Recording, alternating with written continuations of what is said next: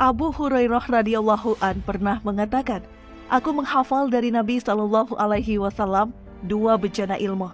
Untuk 1 bejana sudah saya sampaikan kepada kalian. Untuk bejana yang kedua, andai saya sampaikan kepada kalian, maka kepalaku akan dipenggal." Hadis riwayat Bukhari.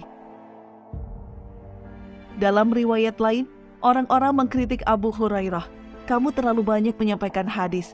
Lalu Abu Hurairah mengatakan, "Andai aku sampaikan semua yang pernah aku dengar dari Nabi Shallallahu Alaihi Wasallam, tentu kalian akan melempariku dan kalian tidak akan mendebatku." Hadis riwayat Ahmad. Hadis apa yang disembunyikan Abu Hurairah?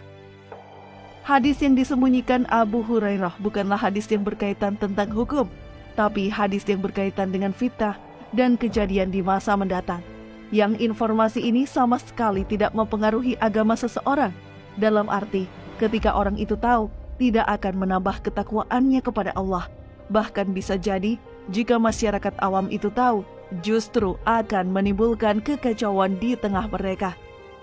Berita-berita fitnah ini, ketika hanya diketahui oleh orang yang berilmu, maka akan berada di posisi aman. Namun jika dipegang orang bodoh, akan bisa membahayakan.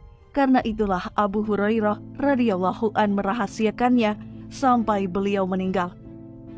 Al-Hafiz Ibnu Hajar mengatakan, para ulama memahami bahwa hadis-hadis yang tidak disebarkan Abu Hurairah adalah hadis yang menyebutkan tentang nama-nama pemimpin yang jelek, keadaan mereka dan kondisi zaman ketika pemimpin itu berkuasa. Abu Hurairah terkadang menyebutkan sebagiannya secara tersirat dan tidak beliau tegaskan, karena beliau khawatir akan menimbulkan kekacauan di masyarakat dan ancaman masyarakat kepadanya. Namun menjelang akhir hayatnya, Abu Hurairah menyampaikan sebagian informasi rahasia itu kepada beberapa sahabat dekatnya dari kalangan tabi'in, yakni generasi kedua sepeninggal Rasulullah Shallallahu Alaihi Wasallam. Hadis-hadis itu kemudian ditulis dalam bentuk manuskrip oleh seorang tabi'ut tabi'in, yaitu generasi ketiga setelah Rasulullah wafat, yang berasal dari Syam.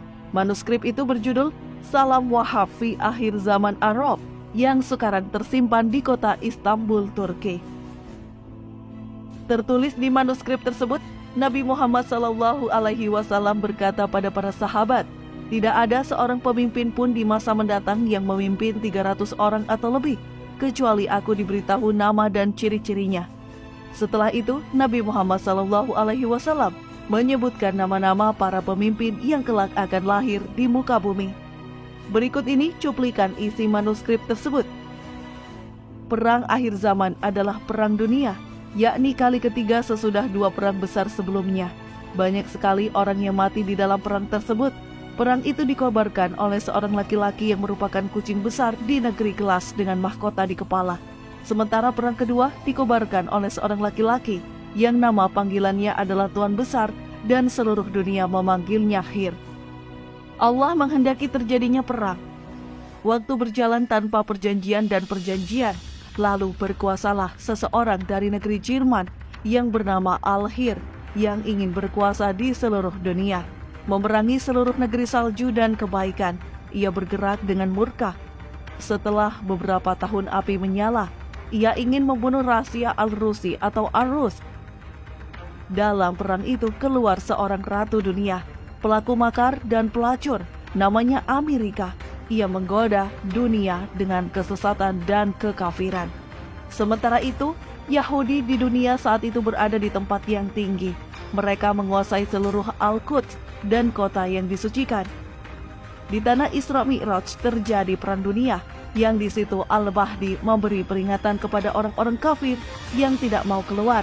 Maka orang kafir dari seluruh dunia berkumpul untuk memerangi Al-Mahdi dengan jumlah yang sangat besar yang belum pernah terjadi sebelumnya. Dalam kelompok kekuatan Yahudi, Al-Khazar dan Bani Israel, masih terdapat kekuatan lain yang tidak diketahui jumlahnya. Al-Mahdi melihat bahwa siksa Allah yang sangat mengerikan benar-benar telah datang dan tidak dapat diakhirkan lagi.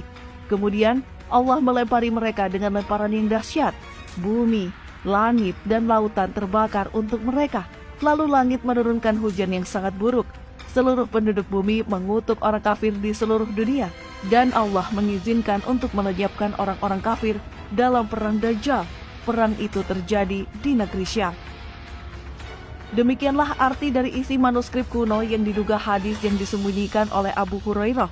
Seandainya riwayat itu benar berasal dari Abu Hurairah, maka wajar apabila beliau tidak sembarangan menyampaikannya kepada setiap orang, karena dampaknya akan menimbulkan saling curiga dan saling tuduh, sehingga dapat menimbulkan kekacauan di kalangan kaum muslimin sendiri. Lain halnya jika diungkapkan saat ini, di mana kita dapat langsung menunjukkan siapa saja pihak-pihak yang dimaksudkan dalam manuskrip tersebut. Riwayat Abu Hurairah itu mengandung sejumlah kata asing bagi orang Arab waktu itu, seperti Al-Hir, Jerman, Al-Rus, Amerika, dan Al-Khazar.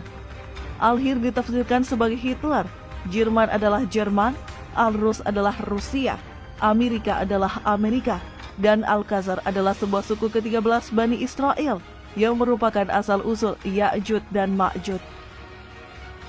Riwayat dari abad ke-7 tersebut ternyata memiliki kesesuaian fakta dengan sejarah kontemporer. Al-Hir atau Hitler memang benar adalah pemicu Perang Dunia II, dan setelah Perang Dunia II, Amerika menjadi negara adidaya. Menariknya, manuskrip tersebut juga menyinggung tentang Perang Dunia Ketiga. Perang akhir zaman. Manuskrip kuno itu meriwayatkan tentang pencetus dan lokasi Perang Dunia III yang diungkapkan secara metaforis sebagai seorang laki-laki yang merupakan kucing besar di negeri kaca dengan mahkota di kepala. Ada dua misteri yang harus dipecahkan. Pertama, pencetus perang, seorang laki-laki yang merupakan kucing besar. Kedua, lokasi perang, di negeri kaca dengan mahkota di kepala. Siapakah laki-laki yang merupakan kucing besar itu? Adakah pemimpin dunia saat ini yang paling memiliki asosiasi dengan kucing besar atau harimau? Presiden Rusia, Vladimir Putin, adalah kandidat terkuatnya karena ia memiliki hobi bertualang, berburu, dan dikenal sebagai penakluk harimau. Sedangkan lokasi perang yang digambarkan sebagai negeri kaca dengan mahkota di kepala adalah bumi Syam. Syam diketahui sebagai lokasi di mana kaca dibuat untuk pertama kalinya. Adapun mahkota di kepala karena sudah dinubuatkan bahwa Syam akan menjadi titik medan peperangan pada akhir zaman.